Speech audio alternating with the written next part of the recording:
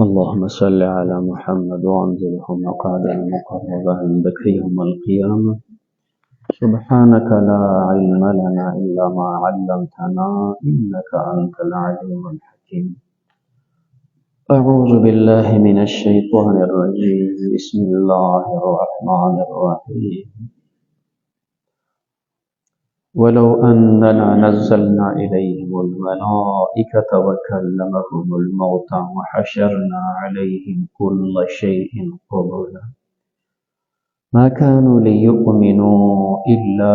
أن يشاء الله ولكن أكثرهم يجهلون. دا مخکینو آیاتونو سره دا مربوط دی. کوم چې کافرانو مشرکینو مطالبات کول او مختلف اعتراضونه، کله په یو شکل باندې مطالبه وه مړي جمع دي کا، کله په دې شکل مطالبه وه فرشتې ځان سره ګرځوه، او کله داسې نور مطالبات. الله ته دې جواب کوي، فرمایي دا زما د قدرت نه څه وړاندې نه ده، دا هر یو کار کېدی شي، لیکن د دوی دا سوال په دې بنا نه دی چې دا پوهیږي نه او په دې مطالبه ګینې ځان پوهه کوي او بیا به ګینې ایمان راوړي، نه داسې نه ده. دوی ښه پوهیږي، خو دا چې کوم تپوس کوي او مطالبات کوي دا صرف په ضد باندې بنا دي، صرف په عناد باندې بنا دي. او طریقه دی چې یو سړی د چا سره په ضد وي، که ته هغه ته څومره دلایل ذکر کړي خو هغه مني نه. لہذا د دوی دا تپوسونه د حق ثابتولو دپاره نه دي، حق ورته ثابت دی، خو د هغې باوجود صرف په عناد او په ضد باندې خبره. نو الله فرمایي ولو اننا نزل، او که موږ نازل کو الیهم الملائکة دوی ته فرشتې، څنګه چې د دوی خیال دی یاره تاسو د فرشتې ګرځي او فرشته نازله کو تا سره ګرځي، همدارنګې وکلمهم الموتى دی بیا دا مړي دي راپورته شي موږ سره دې خبرې وکړي او خبرې وکړي دوی سره، دا مړي جمدي شي او دوی سره خبرې وکړي. د دې نه لږ شانتې یو قدم وړاندې وحشرنا علیهم، موږ را جمع کړو په دوی باندې کل شی، هر یو څیز. وګوره دا د قبیل جمع ده یا معنا مصدري ده، را جمع کړو په دې باندې هر څیز قبله مخامخ، هر څیز مخامخ ودرېږي، یوازې د دوی دی که نه چې ګینې قرصه یې ورته راپورته کړو. دا تمام څیزونه چې د مړو صفونو ته ودرېږي، د جمدو صفونو ته ودرېږي، د انسانانو، د پیریانو، د ځناورو، دا تمام څیز چې کوم دی مخامخ شي، خو ما کانوا لیؤمنون، دوی ایمان نه راوړي. او یا قبول د قبیل جمع ده او قبیل بیا د قبیلتون جمع ده. نو معنا دا ده دی خو مطالبه کوي دا مړي را جمع دي که. الله فرمایي که موږ را جمع کو هر یو څیز قبله قبیلې جماعتونه د انسانانو جماعت یو ځل راشي، د پیریانو ورپسې راشي، د شیطانانو ورپسې راشي، د اوښانو پسې راشي، د غواو میخو پسې راشي، د ګډو بیزو پسې راشي، د مارغانو، داسې یوه قبیله راځي او ستا په نبوت خبره کوي، خو ما کانوا لیؤمنون، دوی ایمان نه راوړل.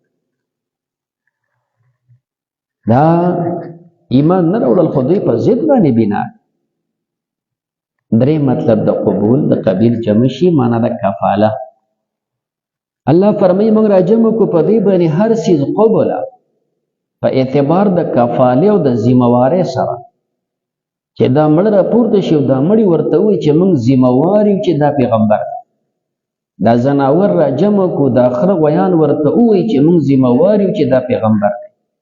خو ما کانوا لیؤمنون، دوی بیا هم ایمان نه راوړي. نو لہذا پته ولګېده چې د دوی د اعتراض د حق د ظاهرولو دپاره نه چې ګینې دوی ته حق ښکاره شي، حق ورته ښکاره دی. ایمان چې نه راوړي صرف تا سره ضد وي، نو که دا فرمایشي پوره هم شي خو دی ایمان نه راوړي. دلته خو اجمال تفصیل بیا د دې هر یو وړاندې وکړو. الا ان یشاء الله، مگر هغه چې د الله خوښه شي، د الله خوښه شي او چاته ایمان نصیب کړي نو هغه ته ایمان په برخه شي.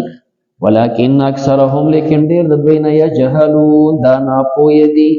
ډیر نه پوهیږي چې کم دی وجه دا ده که دی پوهېدلی دی به داسې مطالبات د نشانو نه کول وکذالک هم دارنګې چې څنګه دا خلک ستا تکذیب کوي نو دارنګې د مخکینو انبیاو هم تکذیب شوي وکذالک هم دارنګې سمنه څنګه چې دوی ستا سره دشمني کوي د مخکینو پیغمبرانو سره هم دقسې دشمني شوي وي د هغوی هم دشمنانو ستا هم دشمنان دي د هغوی هم دشمنیان او عداوتونه ورسره شوي تکلیفونه یې ته رسولي تا ته هم تکلیف رسوي نو کذالک هم دارنګې جعلنا ما ګرځولي لکل نبي د هر پیغمبر دپاره عدوا دشمنان شیاطین الانس شیطانان د انسانانو والجن او د پیریانو تابعینو حضراتو نه په دې کې دو مطلب ذکر کوي شي یو مطلب مجاهد رحمه الله دی حسن بصری رحمه الله دی د څورته حضرات دي هغوی د آیت مطلب او ترجمه داسې کوي چې د هر پیغمبر د پاره ما دشمنان ګرځولي شیطانان د انسانانو او د پیریانو دوی وی دا شیطانان په دوه قسمه دي یو انسانانو کې هم شیطان وي او بل په دې پیریانو کې هم شیطانان کم کار چې د پیریانو د شیطان د هغه شانتي کار د انسانانو شیطان هم کوي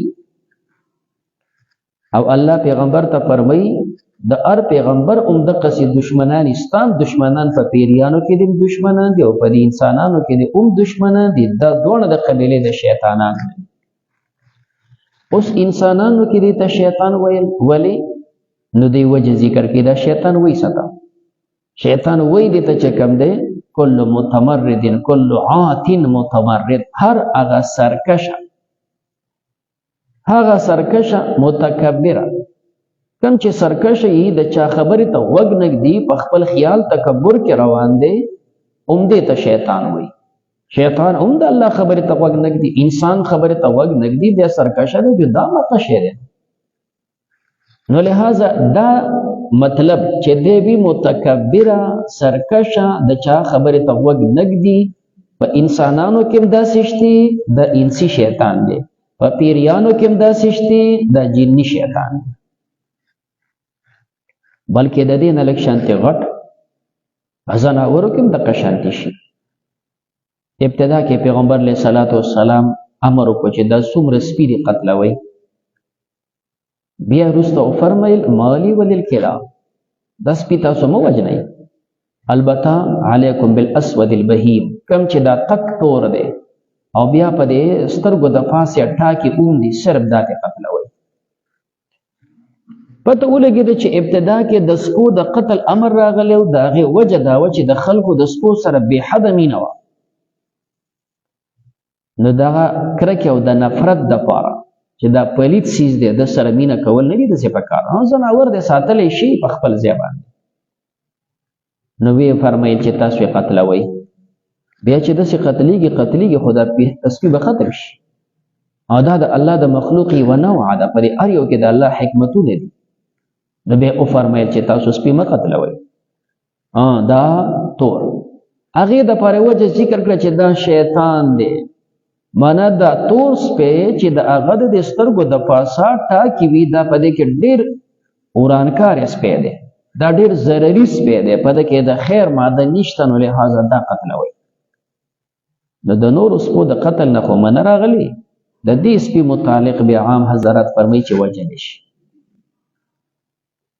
دا خو په کې ضمن کې مسله مو دا ذکر کوله چې دا شیطان په پیریانو کې اومو شیطان په انسانانو کې اومو شیطان په دې سپو کې اوم دی دا شیطان دی اخوا د سپو قتلول نو دا د الله مخلوق دی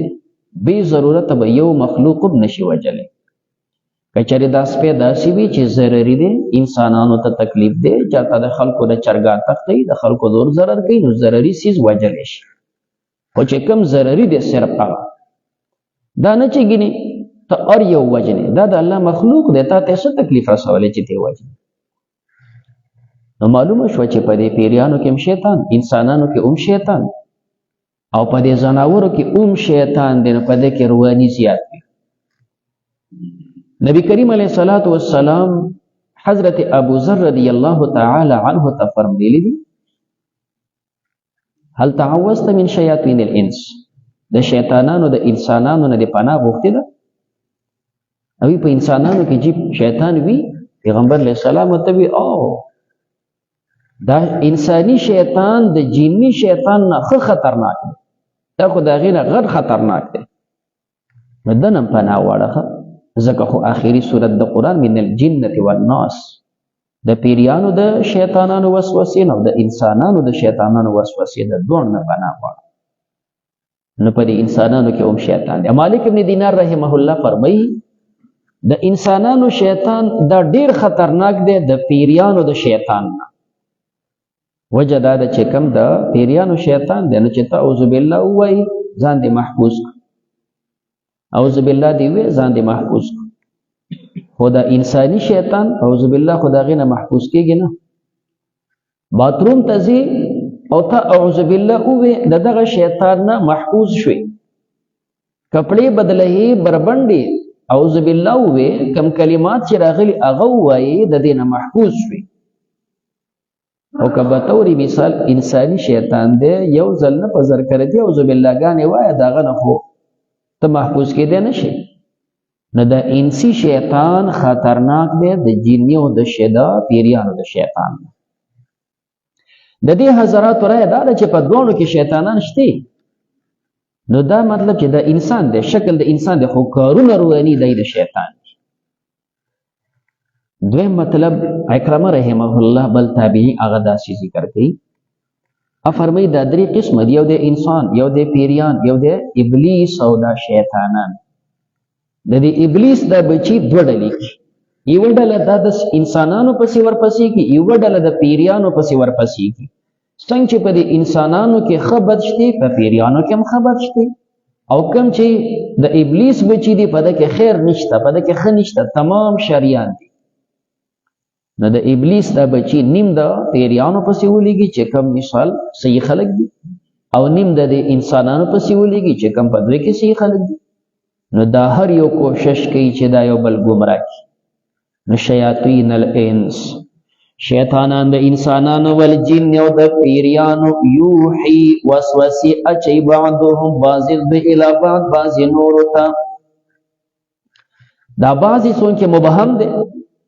نو مختلف احتمالات پکې ویلې شي یوحي وسوسې اچي بعضهم بعض انسی شیطانان الی بعض بعض نور انسی وتا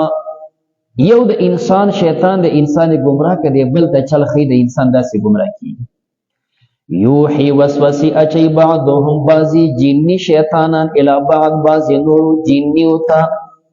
کم چې جنی شیطان د روانه او کو بیا د بل ته چل ورخي پدی گمراه کوي یوحي وسوسې اچي بعضهم بعض انسی شیطان الی بعض بعض نور جنی شیطانانو ته انسی شیطان چې په خپل فریب کې کامیاب شي انسان گمراه کی نو دی جنی ته چل ورخی دسه کار کوي یاد دی الټا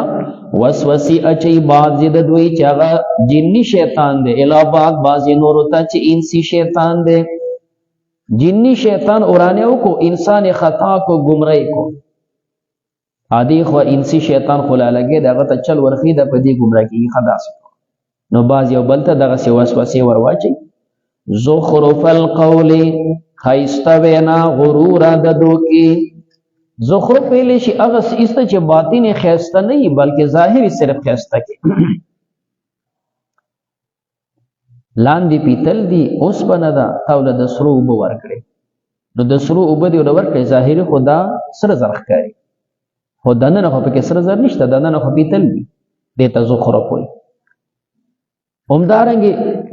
ډیران دی چې پاغه کې تمام جمع د سارو سوټي دی اچولې دي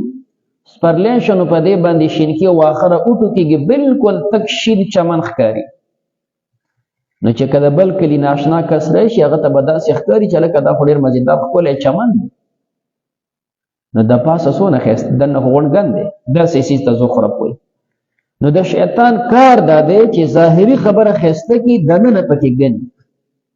تا ته ظاهري خبره ښایسته کړه نو په دې باعث کړې دننه پکې ګن پروت دی زخرف القول ظاهري ښایسته وینا غرور د دوکې انسان دوکه کی ولو شاء ربک که خوښ شي وي ستا د رب ما فعلوه دی بداسې نو کړي ما فعلوه ستا سره دشمني نه وکړي کدا الله خوښ شي وي ما فعلوه دوی به چې کوم د خپل منځ کې یو بل ته دا وسوسې نه اچولې دا دوکې به یو بل ته نه ورکولې الله به دا سم کړي فذرهم پرېږده دوی وما یفترون هغه چې دوی دروغ جوړوي یفترون علی الله الله باندې دروغ جوړوي کله د ولد په نسبت باندې کله د بیبي په نسبت باندې او کله د الله سره شریک نسبت کې دا په الله دروغ جوړوي وما یفترون هغه چې دروغ جوړوي پتا باندې د کله د تشاعر وي او کله د تساحر او کاهن وي پته یې دروغ وتړل دی پرېږده والله پر ولتصغى دته عتپي په غرور باندې دوی ظاهري خسته خبرو کې صد پر چې خلق دوکه کی ولتصغى د پر چې مای د اخرت نه منسبو کی ما هم مقترفون هغه چې دوی کسب کوي د دنیا کسب کوي د مال کسب کوي د حرام نو ځان د پاره د غلاره خوخه کړ په دې لار روان دي ځان د پاره کسب کوي ولو اننا کبشک مونږه نزلنا مونږ نازل کړي وی الیهم الملائکه دوی ته فرشتي وکلمهم الموت او خبر کړي وی دوی سره مړو وحشرنا علیهم مونږ را جمع کړي وی په دوی باندې کل شهر یو سیز قبل مخامخ ما كانوا ليؤمنون دوی چې د ایمان وروړي الا ان یشاء الله مگر هغه چې د الله خوښي ولكن اکثرهم لیکن ډیر د دوی نه یجهلون دوی ناپوه دي وکذالک هم دارنګ جعلنا ما ګرځولي لكل نبي د هر پیغمبر د پر عدوان دشمنان شیاطین الانس دا شیطانان وی په انسانانو کې ول جن او په پیریانو کې یوحي وسوسه اچي بعضهم بعض د دوی الی بعض نور ته زخرف القول ظاهری خسته بنا غرور د دوکي ولو شاء ربک که خشی وستا درب ما فعلوه دی بدا سینو کړي فذرهم پرېږده ودی وما یفترون هغه چې دوی دروغ جوړوي ولتصغى د پاره دی چې مایل شي الیه دغه غرور او دوکې ته افئدة الذین